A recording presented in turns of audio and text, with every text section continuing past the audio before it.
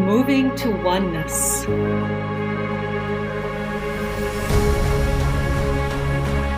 Nourishing curiosity. Embracing differences. Becoming one.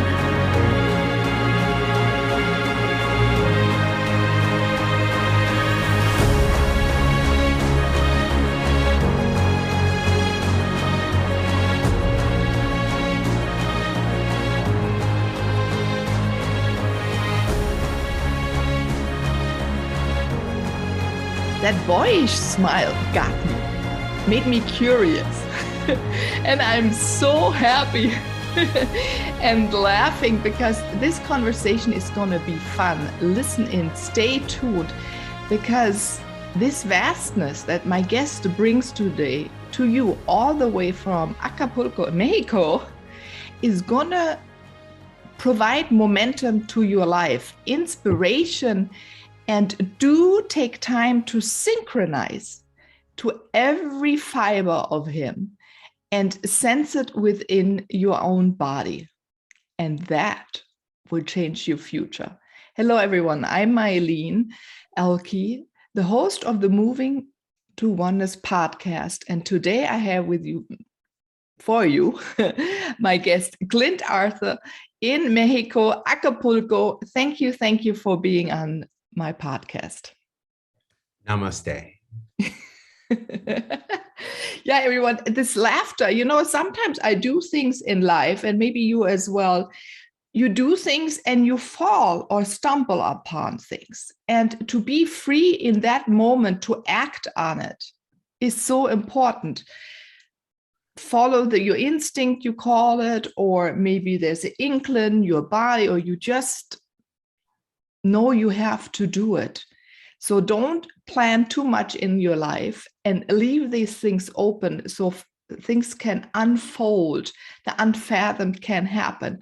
And a profi or a super man who does that every single day in your life, I would say, Clint, since a little kid, as a student, as an artist, as so much more, you invite things to appear for you, and then you play with them, almost like a surfer on the ocean wave. And I love that about you. I love how you know about me because you read my book, Wisdom of the Man. Yes, I did. I'm very grateful to have a podcast host who actually read the book. That's really awesome. And I did talk about my whole life from when I was a child all the way till now. And I've been so looking forward to this interview because of who you are and what this is all about and how you do stuff, how you do these interviews. So I'm excited to hear about that. And yeah, since I was a little kid, I have been open to taking opportunities, to stepping into whatever the world presents to me and maximizing it, because I don't live in fear. Maybe I'm dumb, maybe I'm living ignorance is bliss, but I try not to live in fear. And that's one of the greatest things that came out of my participation in something called the Sterling Men's Weekend, which led to the title of my book, Wisdom of the Men. See, the Sterling Men's Weekend was a seminar that dropped into my lap just because I wanted to get my website rebuilt. Yeah, that's how I got it. That's how it happened. That's how life happens. I met this guy. He was the boyfriend of this girl whose radio show I was on, and he said, "Hey, I really like what you're doing, and I'd like to help you by rebuilding your website. And all I ask is, in addition to my regular $35 an hour fee, that you take this seminar about how to have more power as a man." And I said, "Wow, that sounds great. I love seminars and I would love to have more power as a man." And what I got out of that was, what I didn't realize was, by that point in my life, I was about, how old was I when I took the men's weekend? It was December 2000. So I was 35 years old. By that point in my life, I had developed a fear of men. Ooh. I was afraid of men. I was afraid of men. hitting on me, raping me. I don't know where all these fears come from. That's how fears are in life. They just like start stacking onto each other, I guess. And the great gift was when I graduated the men's weekend, I no longer had a fear of men. I loved men.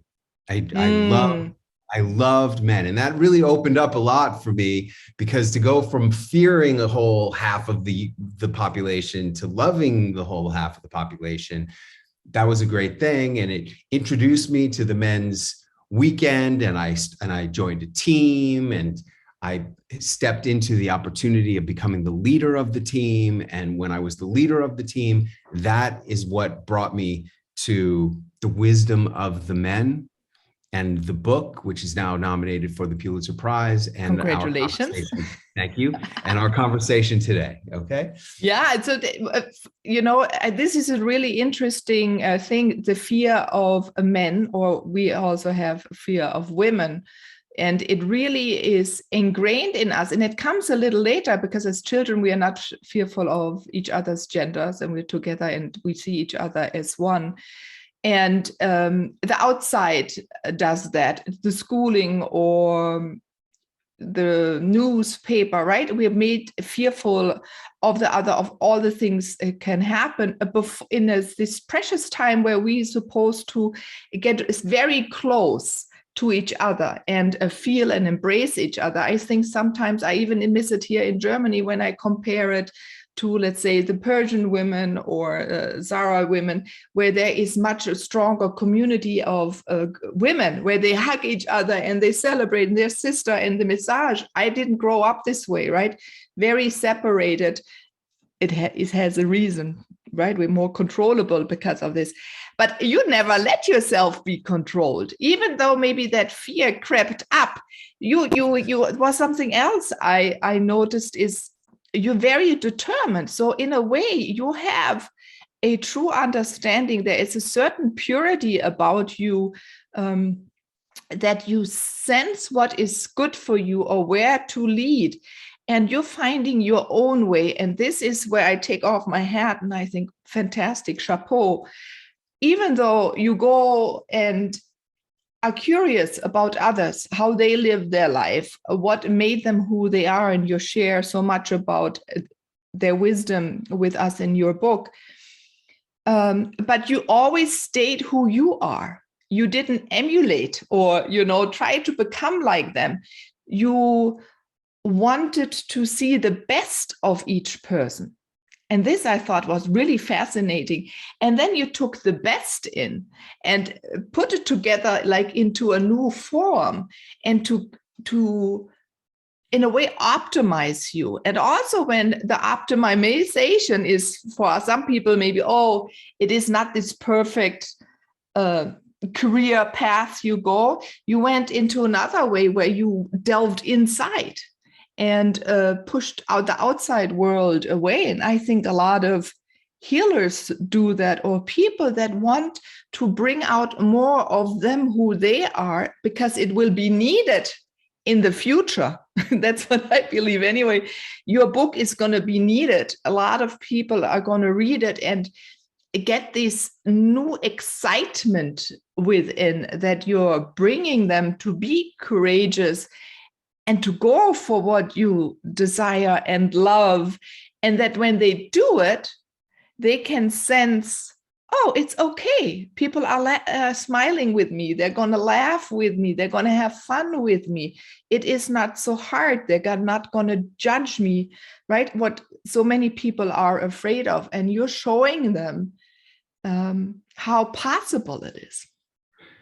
A lot of people restrain themselves from taking chances, from doing what they want to do really in their heart of hearts, because they're afraid of failing and looking stupid in front of their friends. And I truly understand. I chased a dream, the Hollywood dream, for 13 years. While all of my fraternity brothers from college were becoming millionaires and billionaires, I was driving a taxi in Los Angeles, a Wharton Business School graduate, driving a taxi because I was writing screenplays, I was going on auditions, I was trying to be the dream that I wanted, which was to be an Oscar-winning filmmaker and movie star. And I really believed it was possible. Because I had succeeded in everything. But for 13 years, I chased that dream. And when I got to 10 years, I thought, well, it's got to happen any day. 11 years, well, it's really got to happen. 12 years, 13 years. And finally, I said, I can't keep chasing this dream that is going to destroy my whole life and consume what could have been something great. I had been such a high achiever my whole life. And here I was, not getting any waves. I used to have a saying, you can't surf the waves that aren't there. And I wasn't getting any waves. And that's when I gave up on that. And I had to learn how to trust myself again, because after 13 years of not making stuff happen, not being able to manifest the way I used to when I was young, I had to learn how to trust myself to be able to have success again. And that was a real process of step by step, building on success after success, regaining an understanding of how to be a successful person. And along the way, I met a lot of mentors, a lot of very famous and successful people, and, including 5 presidents of the United States. And a lot of people have a problem with that. A lot of people say, oh, this person is a deep state operative, or this person is a criminal, or this person is the wrong political orientation. I don't want to hear anything about them. And how could you like this one? You know what? These are people who have been extremely successful in life. That's all I care about on my journey. It's not about politics in any way. It's only about what do they have based on, when I met George H.W. Bush, the 41st president of the United States, we were in a kitchen at the Wynn Resort. I was just visiting a client while he was mixing up a big pot of lobster bisque. And there goes George Bush and 2 Secret Service men walking through the kitchen. And I go, holy shit, that was the president of the United States. And the chef, who's like the executive chef of this major restaurant at the Wynn Resort, you can imagine how many millions of dollars he's doing through his restaurant there. He goes, really? He had no idea. And I follow him into the restaurant, into the dining room, and I go up to the Secret Service agent and I say, can I get a picture with the president? I had attended another seminar with Mark Victor Hansen, who was one of the 2 impresarios who created a little series of books called Chicken Soup for the Soul. You may have heard of that thing. Yes. They've sold more than 500 million books. That's a lot of books. And he had advised all of us at his seminar, you should always walk around with a little Instamatic camera in your pocket in case you meet anyone who's special or famous, you'll want to get a photo with them. And that was maybe, I don't know, a year earlier. And I had this camera in my pocket and I pull out the camera. Can I get a picture with the president? Secret Service guy goes, sure. I go over to the president and he's wearing a tie with little parachute jumpers on it. I looked in the photo. I didn't realize that for years after taking that photo, when I zoomed in and saw the little parachute jumpers. And I said, I voted for you, sir. That was a lie. I just wanted him to like me more. I didn't vote for him. I didn't vote in elections. I never voted in an election until I voted for Ronald Reagan way back. That was the first time I voted. The second time I ever voted was for Barack Obama. Okay. So that shows you the juxtaposition, how I vote for the person, I vote for the speaker, I vote for the ideas, I vote for what they talk about. I'm not a political party person. I'm a people person. And I really believe people buy people. I bought Ronald Reagan and I bought Barack Obama, but I didn't buy George Bush, but I said I did because I wanted him to like me. And he said, thank you. And I said, could I get a photo, sir? And he said, why, certainly. And we take the photo and I leaned against him so you could see we're really there. And then when it was over, I had the wherewithal to say, sir, what's the most important thing you ever learned? And he said, well, young man, that's a very big question, but I'd have to say that you have to keep doing the things you love in this life. Now, that's not what does that have to do with politics? That's the advice of a 75-year-old man to a 40-year-old man. That's what that is. That's all that is. And that's the wisdom of that man for me. And that's what the universe gave me. And that's how I really feel like all of these encounters with the international superstars, like the presidents, all of this stuff the women, the great, there's several really spectacular women who made it into the pages of this book, even though it's called Wisdom of the Men. All of this I take as messages from the universe. Yeah, it's so, and you do it without judgment. And this is so beautiful. You don't put people on a pedestal and you let them be, right? This is something very interesting. And I think people sense that. So why does this yes come? Or even why do you sense them coming? So your awareness, you're very open to be aware of who passes us is important. Yeah, if you go through landscape, you have to feel, oh, there's an animal. And so you even see an animal, a bird or a cat. And I remember in college, Clint, by the way, everyone, when I started reading Clint's book, I'm writing a book myself, pulling up many stories, so many stories. The first few days came out. I had to write notes and I barely could because I had a pinched nerve and couldn't hold. So there's scratches or images. So Clint, for this, I want to thank you this moment for coming into my life because you showed all of your facets as a child and later on. And I thought, oh my God, I forgot this and I forgot. And there was this igniting. And it was, it felt great. It felt liveling, reliveling. I became more alive and it became light and a little, crisp. Life became crisp. And for this, I want to thank you for, it's important for me so I don't forget. And everyone, you may have the same experience. And there was one moment I read a book and I said, I saw that article. You were writing about an article. I lived at that time in the US and I had just brought a friend back to California, Santa Monica, and there was your article about the trash art exhibit, because you're not just a writer, you also, and I can see, I can remember images. I saw that article. This is really bizarre, I think. And now, 35 years later, something like this, we meet. This is fascinating. Wow. And so why do we get to meet certain people in life? Why do we read certain things? This is something that fascinates me, Clint. There is always a reason behind everything. And that's why I love that you're also so open, because when we stay open, we let this happen. Yeah, I can't put words into it. I hope everyone who's listening and watching that you sense the vastness and the possibility that is being created. There's so much to talk about in that one thing. This is all a result of the mentorship of Frank McCourt, who won the Pulitzer Prize for his memoir, Angela's Ashes.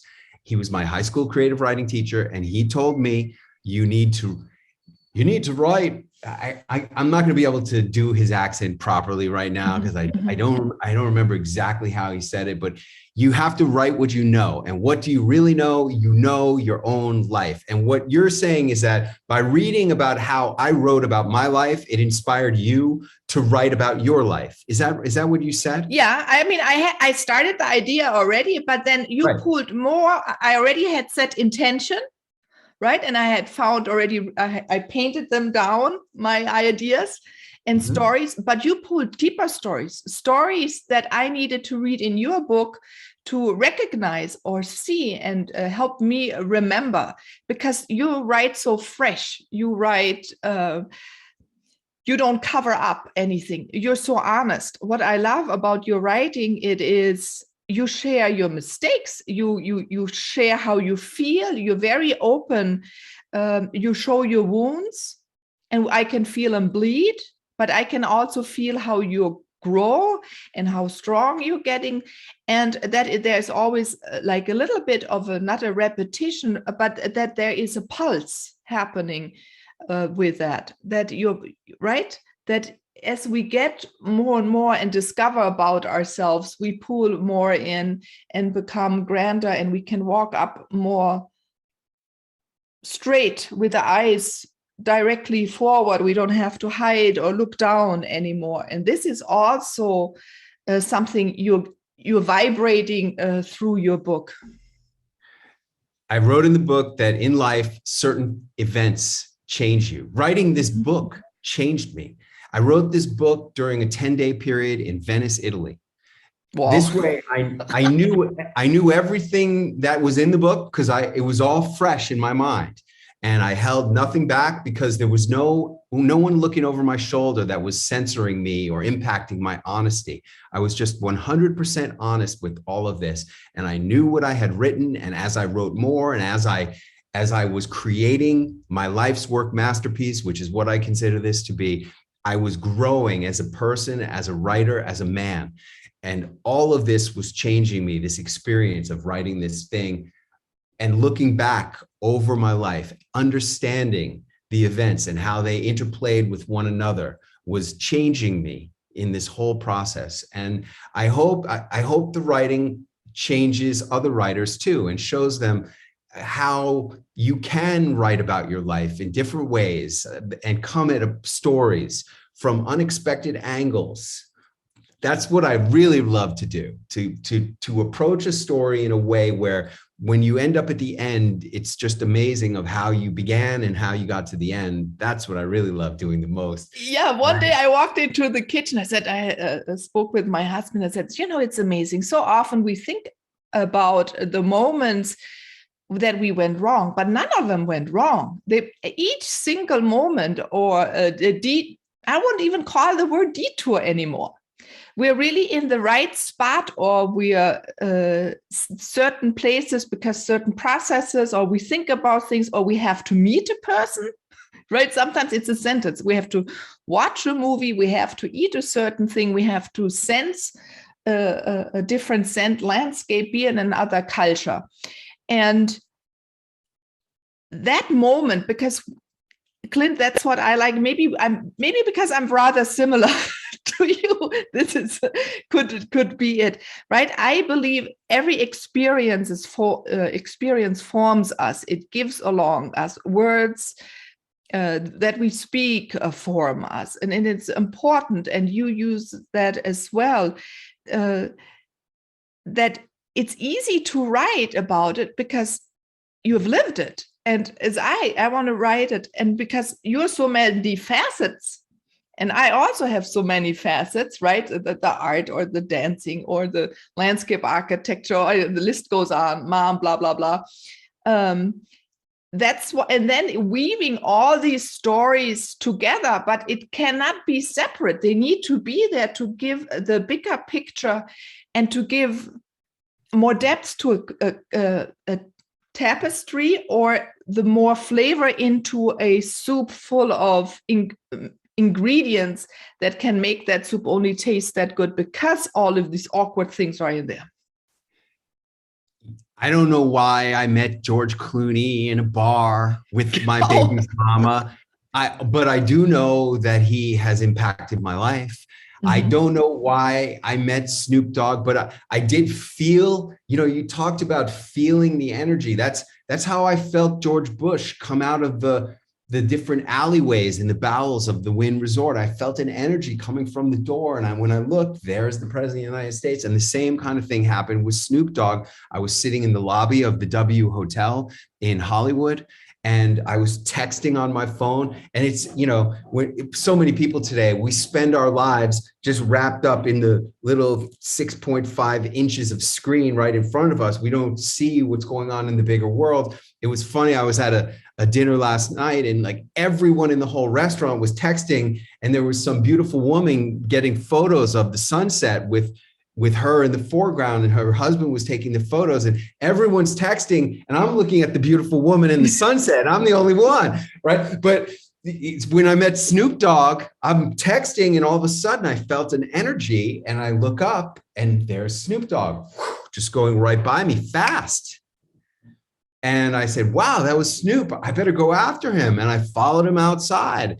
And there we were standing on the red carpet by the valet parking. And I said, Snoop, can I get a photo? And he just goes like that, gives me my photo, which is one of my best celebrity photos that I have. Everybody loves that photo.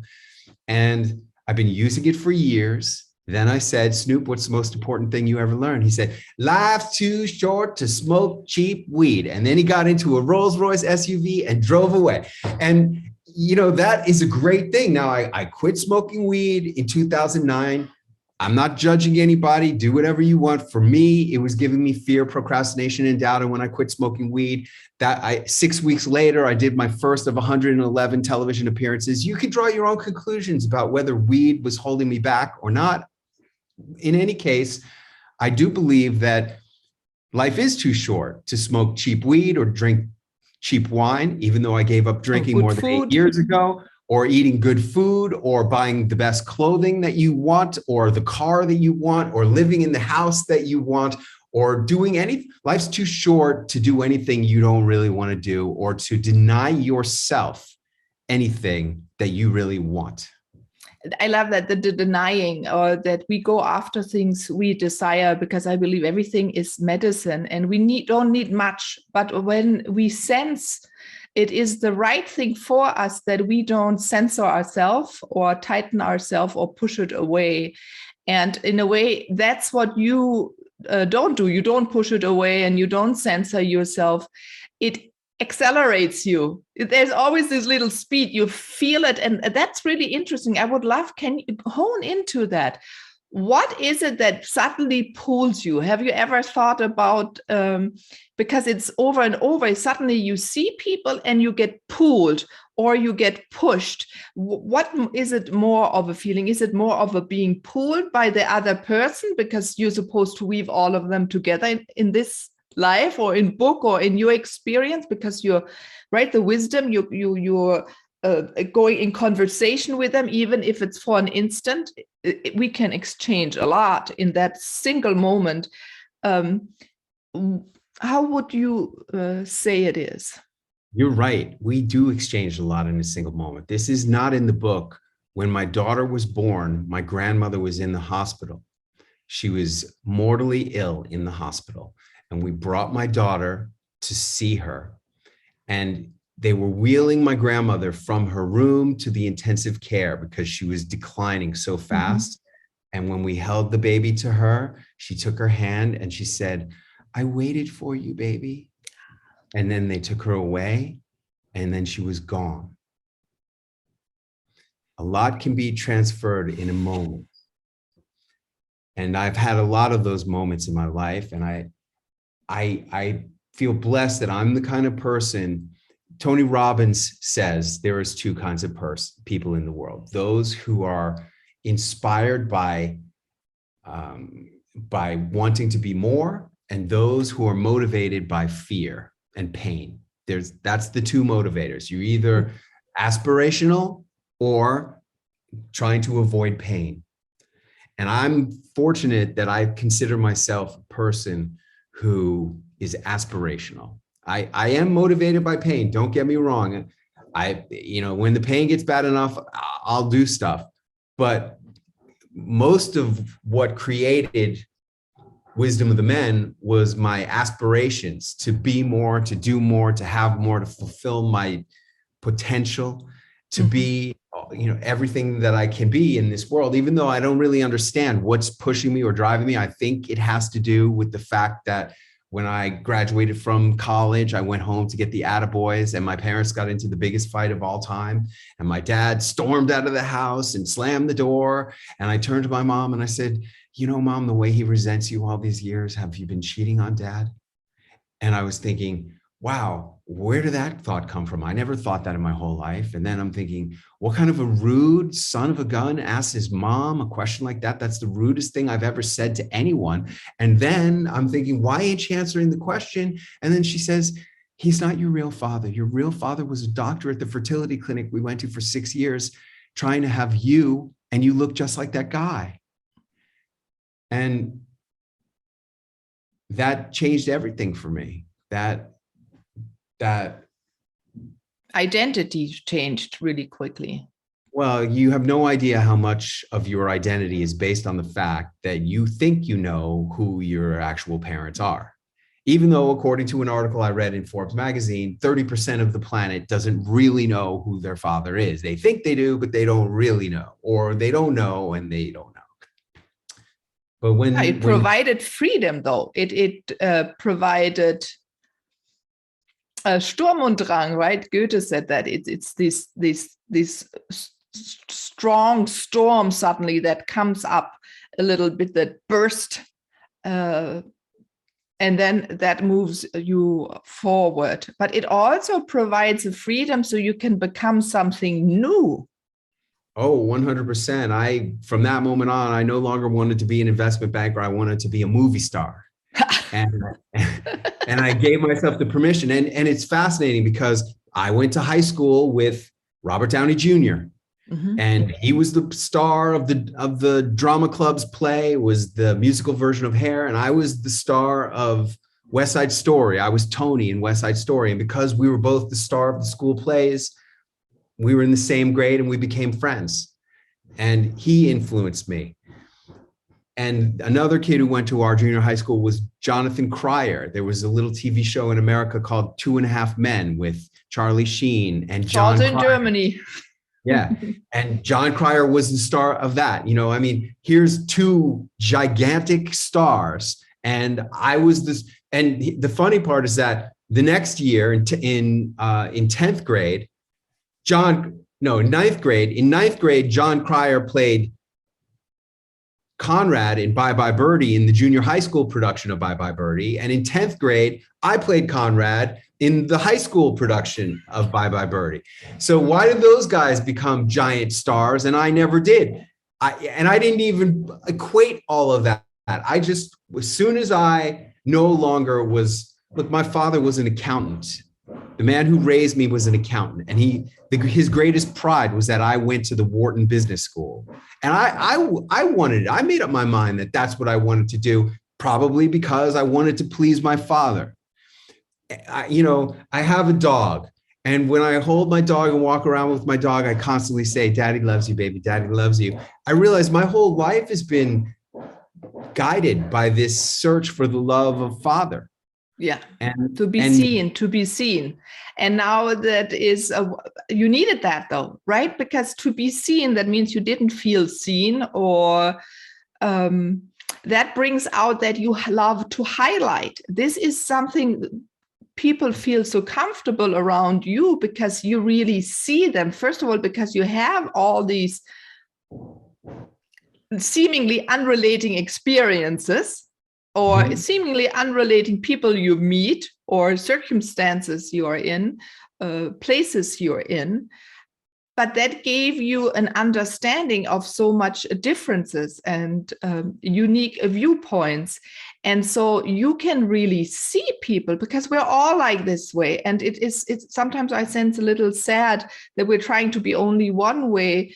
And Clint, I believe many in this world want to be seen. They feel something is not true, what they're living is not true. And the only thing they need someone now to see, oh, she or he is doing it. They're not afraid. They're showing their way and style, how they are. And if they can do it, oh, then I can do it, or I want to do it, or I'll try to do it.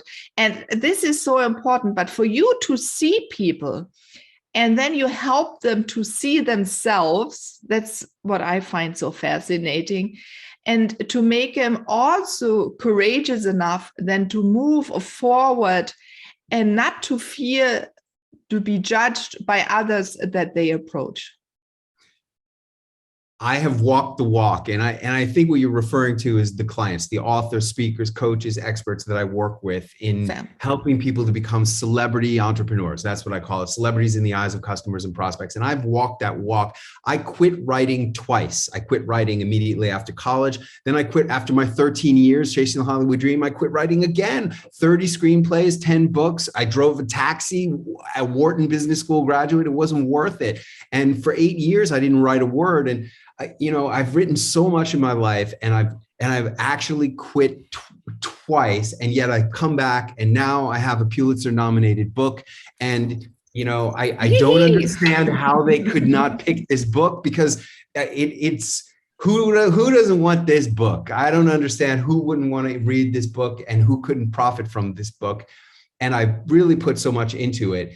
And if I could get to this point in my life where I could be a successful writer, I make mucho dinero, not necessarily from selling books right now, but as I explain in the book, selling books is not really the way most people make money from books. Yeah, and you give tips. Mm-hmm. I found a way to be a writer. Like, the writing for me is the fun part. The writing for me is like painting a picture.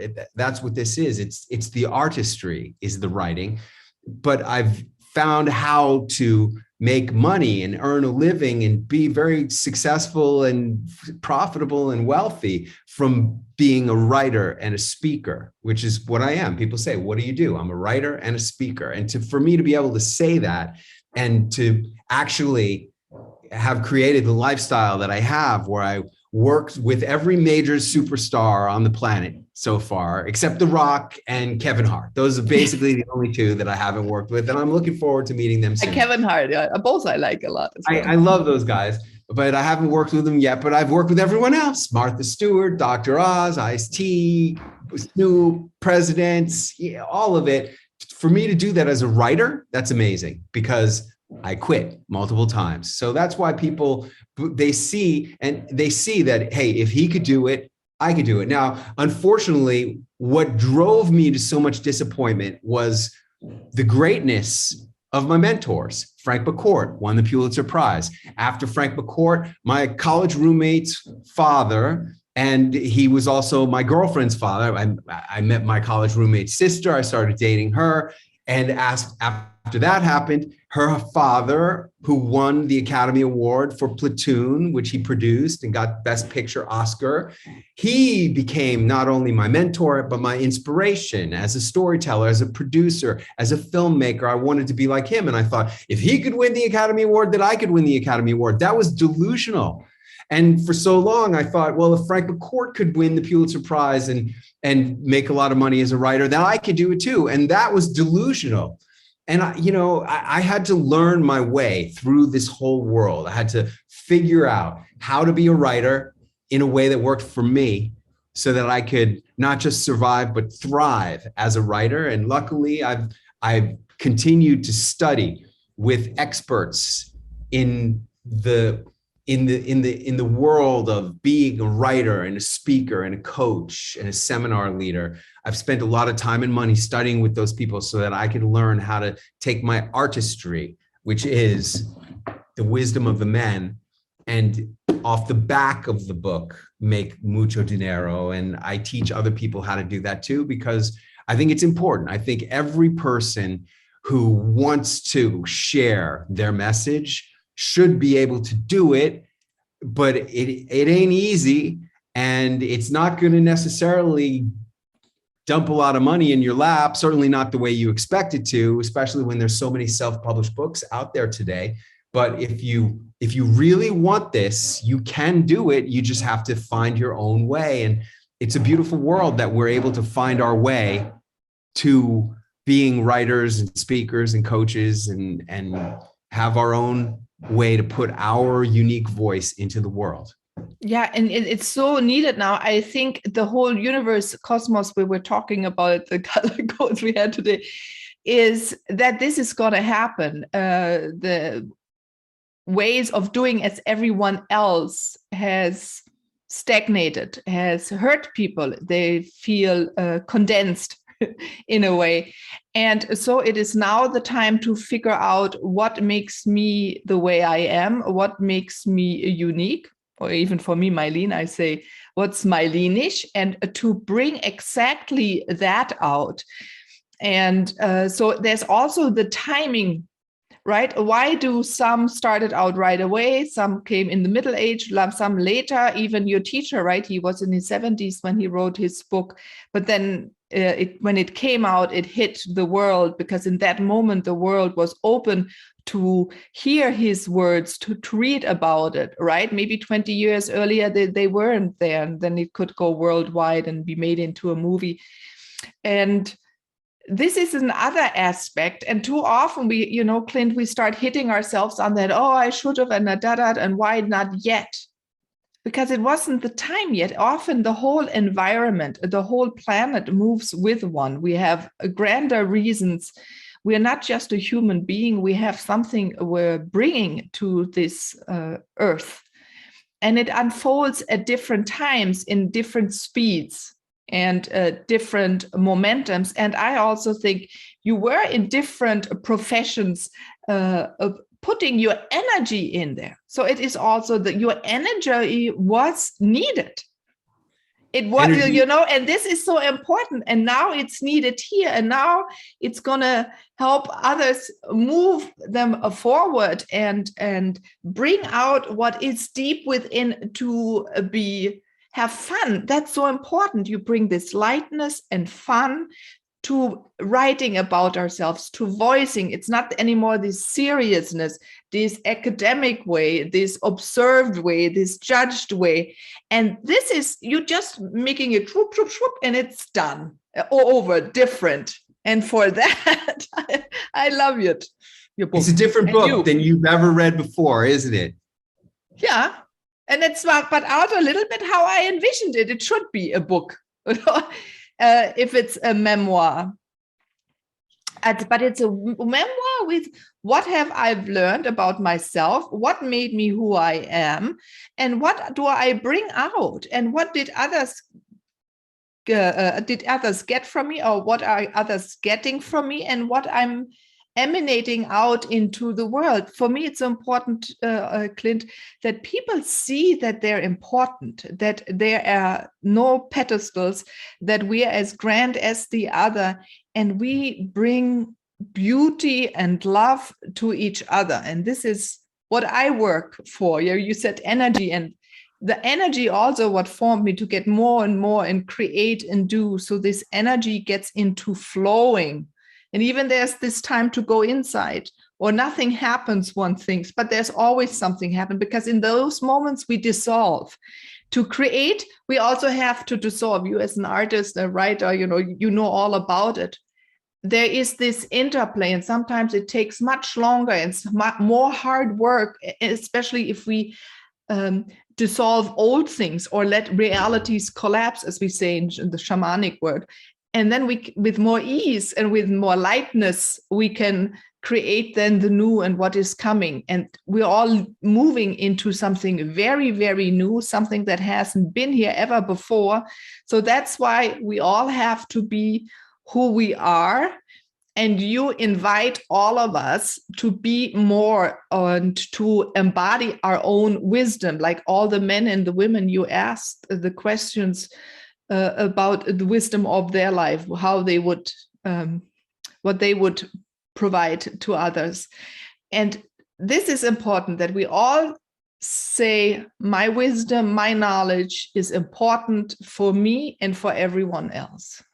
That's how mankind has progressed to where we are now. It's from the collective wisdom of the people helping everyone who comes afterwards to lead a better life. And it used to be passed orally from generation to generation around the campfire. Now it gets captured on pages or in audios or on videos.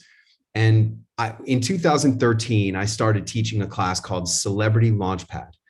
Celebrity Launchpad is how to make a difference and a fortune sharing your message on local TV. And what I realized in that process was that I am in service of messages. These messages come from energy in the universe. I believe messages exist independently. They are their own thing, their own energy out there. And one of the participants in Celebrity Launchpad told us that she was bringing a message from a tree that was 1,000 years old. That was the message she shared at Celebrity Launchpad and got booked on television with that message. And the wisdom of the men is nothing except for a collection of energetic messages from all these superstars all these presidents, all these amazing people, real regular people in my life, regular people who happen to be on TV a lot. It's all about the message, and I'm a servant of messages. Beautifully said. Yes, that's what we are emanating out, this energy for others to feel through the spoken word and through your presence and your written word and your videos, right? Which is now also a film. So in a way, you have so many videos, you've been so much on TV, you have done a lot of film. So media was always part of you, even though you thought it wasn't. It just came as a new form, and who knows where it still will go. We did a documentary a couple of years ago. We did a documentary. We won the Williamsburg International Film Festival Best Documentary Prize for Celebrity Entrepreneur. And that's a pretty big deal. Williamsburg, Brooklyn is like the hippest place in the world. And we won that film festival with the documentary.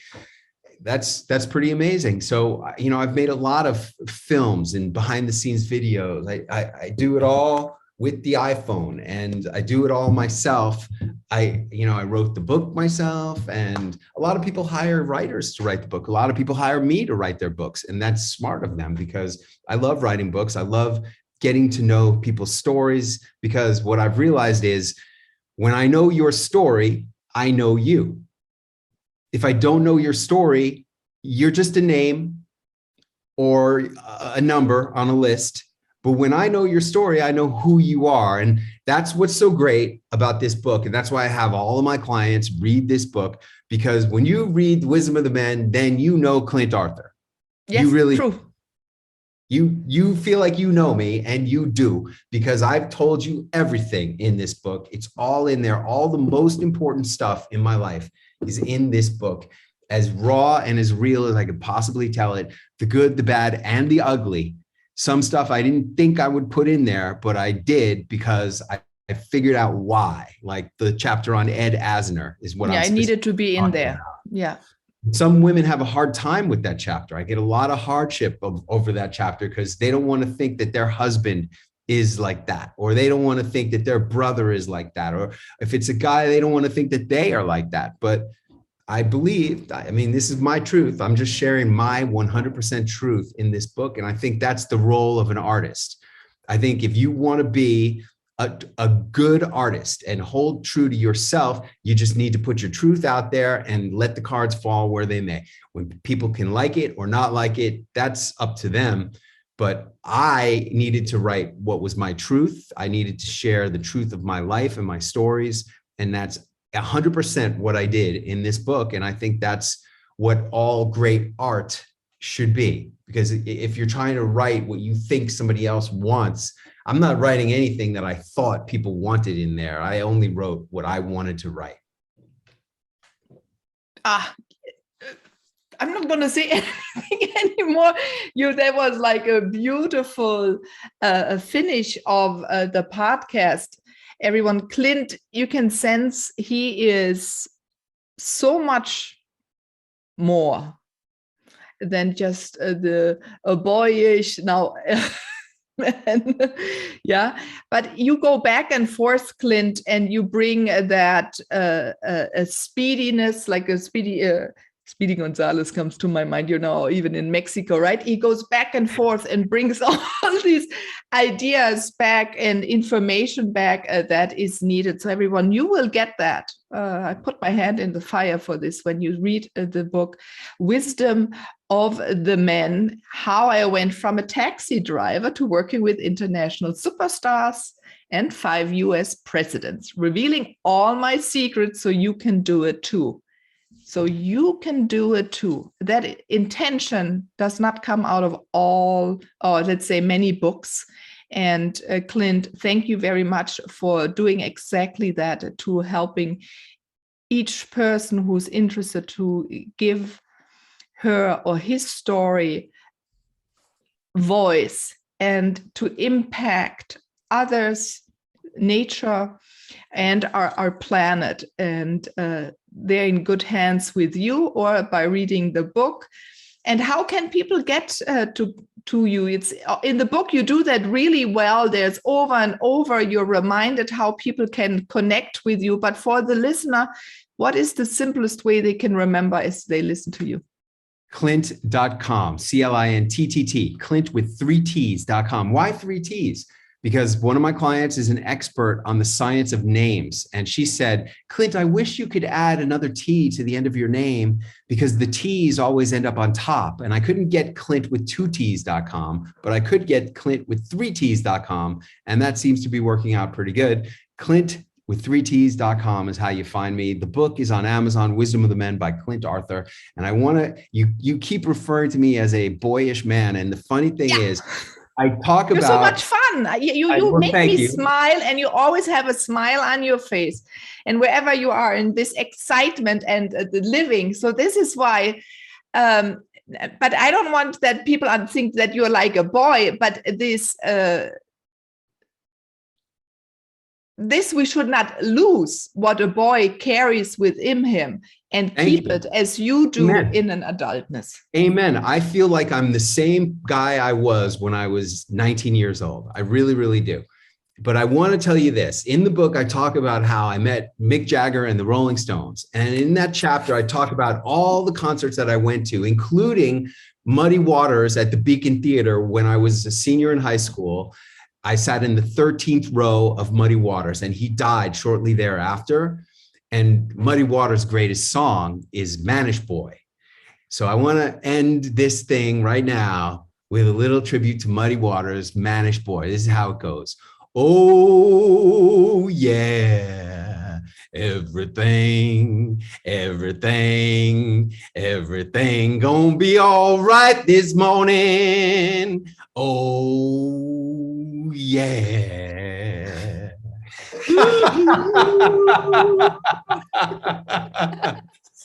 Oh, this is life, everyone. This is how we're supposed to live. I invite all of you, live this way, like Arthur and me. And what is so fun when people like this come together, more laughter is created, more joy. Let's all move that direction into being one with each other, within ourselves. And Clint, thank you very much for being on the Moving to Oneness podcast, everyone. Thanks for showing up, staying, listening, and soaking in what the energy that was brought through, and take the time to contemplate what the energy is doing with yourself. Observe it, become aware what it also does over the next few days. So I'm Eileen, your host, and have a wonderful day. Goodbye, everyone.